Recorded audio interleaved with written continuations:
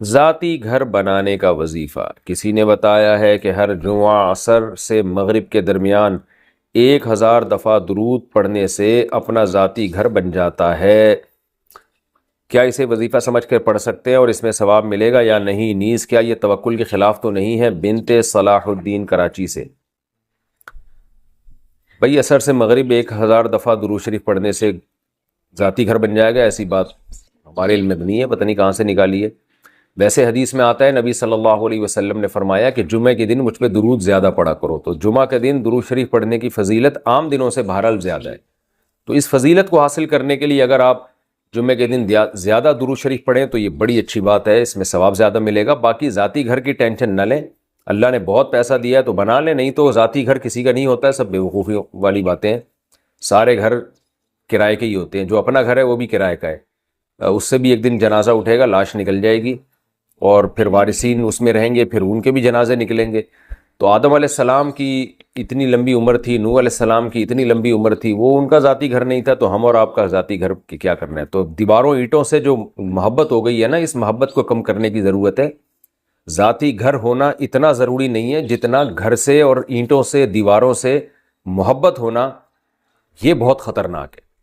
تو یہ وظیفہ آپ مانگیں کہ کوئی ایسا وظیفہ مفتی صاحب بتا دیں کہ میرے دل سے ذاتی گھر کی محبت نکل جائے اور میں دنیا کو مسافر خانہ سمجھنا شروع کر دوں۔ اس کا وظیفہ میں انشاءاللہ آپ کو بتا دوں گا، بیانات میں بتاتا بھی رہتا ہوں، پھر کبھی وہ دوبارہ بتا دوں گا انشاءاللہ۔ ایک وظیفہ تو یہ ہے کہ تسبیح لے کے نا 100 دفعہ یہ پڑھا کریں، میرا جنازہ اس گھر سے اٹھے گا، میں نے مرنا ہے، قبر میں جانا ہے، یہ مسافر خانہ ہے، یہ مسافر خانہ ہے، یہ مسافر خانہ ہے۔ 1000 تسبیح روزانہ اس کی پڑھا کریں جمعے کے دن عصر کے بعد، کہ یہ مسافر خانہ ہے، دنیا ہے، دل لگانے کی جگہ نہیں ہے، یہاں سارے سفر میں۔ یہ پوری ورڈنگ مشکل ہے تو صرف اتنی بات، یہ مسافر خانہ ہے، مسافر خانہ ہے، مسافر خانہ ہے، یہاں سے جانا ہے، بڑا اچھا شعر بھی ہو جائے گا یہ مسافر خانہ ہے، مسافر خانہ ہے، مسافر خانہ ہے، یہاں سے جانا ہے، یہاں سے جانا ہے، یہاں سے جانا ہے، یہ والا پڑھ لیا کریں، یہ وظیفے کی زیادہ ضرورت ہے۔ بیٹا والدین سے الگ رہتا ہو تو والدین کا جائیداد میں حصہ ہوگا۔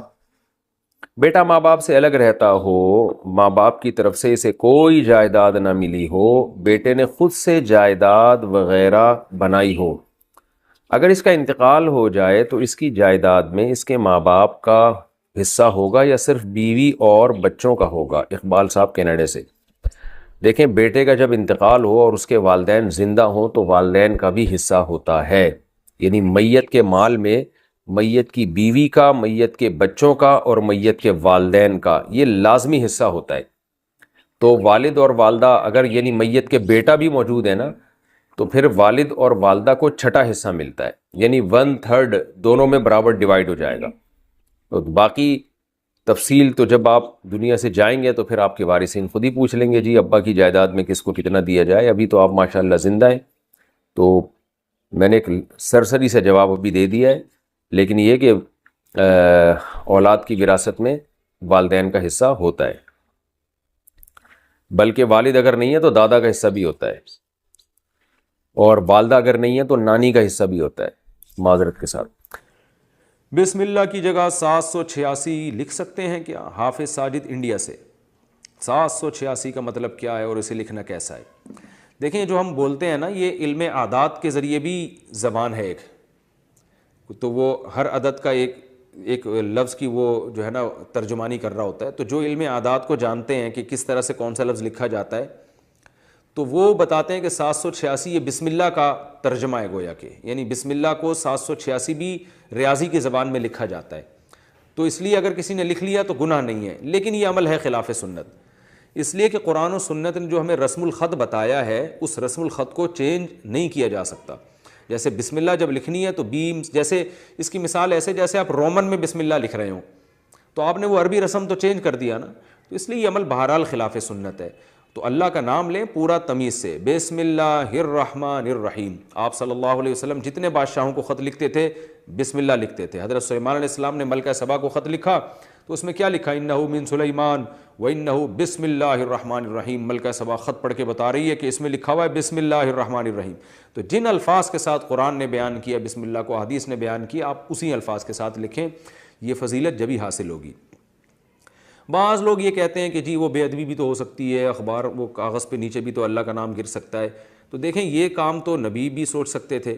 نبی جب غیر مسلم بادشاہوں کو خطوط لکھ رہے تھے تو وہ تو بسم اللہ لکھا کرتے تھے آپ صلی اللہ علیہ وسلم. حضرت سلیمان علیہ السلام نے جب ملکہ سبا کو خط لکھا اس میں بسم اللہ لکھی, حالانکہ وہاں خطرہ موجود تھا کہ ملکہ سبا کہیں غصے میں آ کے پھینک نہ دے نیچے. تو دیکھیں اگر کوئی پھینک رہا ہے تو اس کا اپنا ہیڈیک ہے, وہ اس کی وجہ سے یہ تھوڑی کہ اللہ اور اس کے رسول کا نام کاغذ پہ لکھنا ہی بند کر دیں گے ہم, یہ تو غلط ہو جائے گا پھر. تو اس لیے ہمیں یہی پتہ چلتا ہے کہ ہم جب بھی کسی کو تحریر لکھیں کوئی اہتمام والی ہو, وہ بسم اللہ الرحمن الرحیم سے ہمیں شروع کرنی چاہیے. اور اگر وہ بے ادبی کرتا ہے تو یہ اس کا ہیڈیک ہے, یہ آپ کا ہیڈیک نہیں ہے. اور کرتے بھی نہیں ہیں عام طور پہ مسلمان ہیں الحمدللہ, تو غیر شعوری طور پر ہو جائے تو ایک الگ بات ہے. 786 لکھنے میں نقصان یہ ہے کہ آپ اللہ کا نام لیتے ہوئے کنجوسی سے کام لے رہے ہیں. ہمارے حضرت فرمایا کرتے تھے کہ جو لوگ 786 لکھتے ہیں ان سے ایک سوال یہ ہے کہ اللہ کا نام لکھنے میں کیا آپ کی سیاہی زیادہ گھس جائے گی پوری بسم اللہ لکھنے میں, اس لیے آپ کر رہے ہیں کہ اتنا میرا جو ہے نا اسراف ہو جائے گا خدا نخواستہ, تو کتنی سیاہی گھس جائے گی آپ کی. یا آپ اس لیے لکھ رہے ہیں کہ ٹائم بچا لیں گے, تو 786 لکھنے میں اور پوری بسم اللہ لکھنے میں سیکنڈ کا بھی فرق میرا خیال ہے بہت ہی کم آتا ہو, تو اتنا سا ٹائم بچا کے آپ نے کیا کرنا ہے. تو اس لیے جو پراپر وے ہے, جو پراپر طریقہ ہے بسم اللہ الرحمن الرحیم کا, اسی طریقے سے لکھنی چاہیے. اور درود شریف بھی پورا لکھنا چاہیے.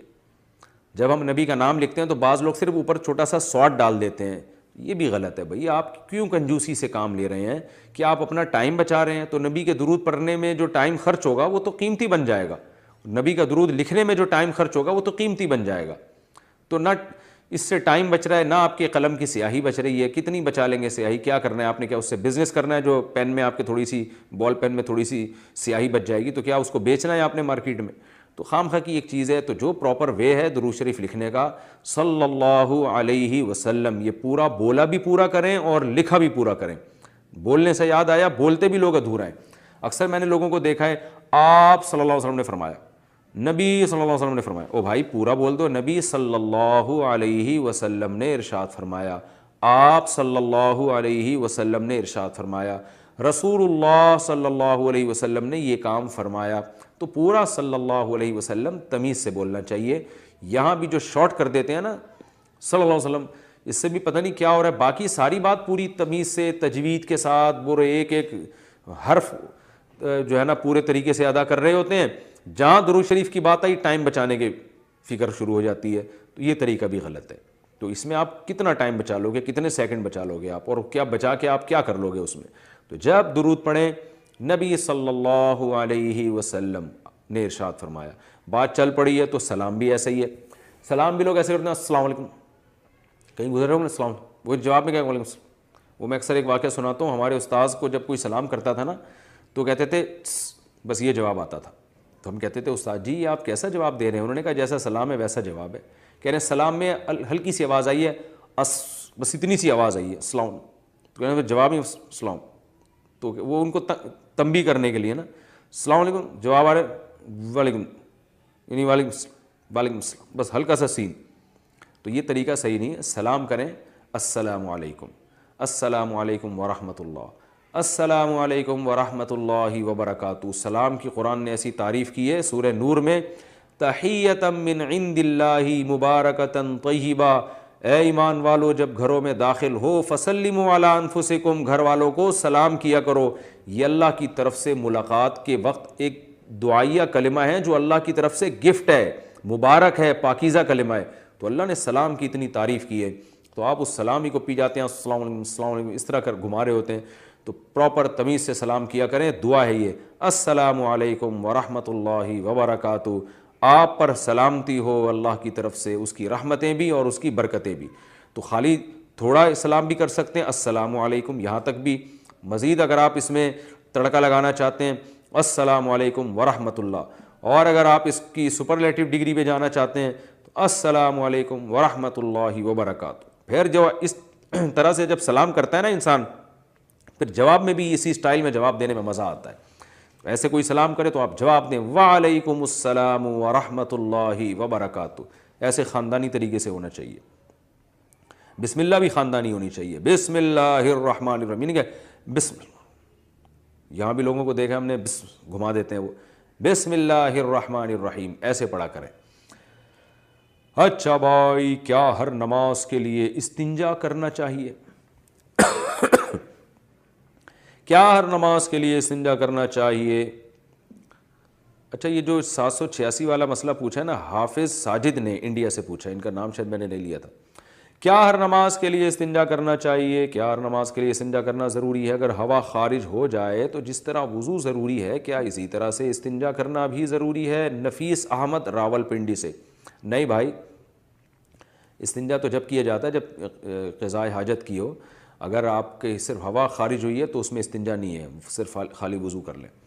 استنجا کا نماز سے تعلق نہیں ہے، استنجا کا قضاء حاجت سے تعلق ہے. بعض لوگ ہر نماز سے پہلے استنجا کرتے ہیں، پتہ نہیں بھائی کیوں کر رہے ہو بھائی، سمجھ میں نہیں آ رہا. تو جب واش روم جانے کی حاجت ہے تو اس وقت جائیں اور اس وقت استنجا بھی کریں، پاک کر لیں اپنے آپ کو، پھر چاہے نماز کا ٹائم ہو یا نہ ہو. استنجا کا تعلق اس سے ہے کہ واش روم میں آپ کب جا رہے ہیں. مخنث لوگوں کے کیا حقوق ہیں اسلام میں؟ مخنث لوگوں کے کیا حقوق ہیں؟ منصور الرحمن کلکتہ سے. مخنث سے مراد جو نہ مرد ہوں نہ عورت ہوں. دیکھیں ان کے اسلام میں کیا حقوق ہیں. اسلام میں وہ مخنث جس میں مردانہ علامتیں زیادہ ہوں اس کو مرد ہی سمجھا جاتا ہے، سارے احکام اس کے مرد والے ہوں گے. اور وہ جس میں عورتوں والی علامتیں زیادہ ہوں تو اس کو عورت ہی سمجھا جاتا ہے، یعنی وہ وہی حقوق ہوں گے جو خواتین کے ہوتے ہیں. تو اس لیے الگ سے کوئی حقوق کے متعین کرنے کی ضرورت نہیں. مردانہ علامتیں زیادہ ہیں تو مردوں والے اس کے احکام ہیں، اور عورت والی علامتیں زیادہ ہیں تو اس کے جو ہے نا وہ عورت کے احکام اس پہ جاری ہوں گے.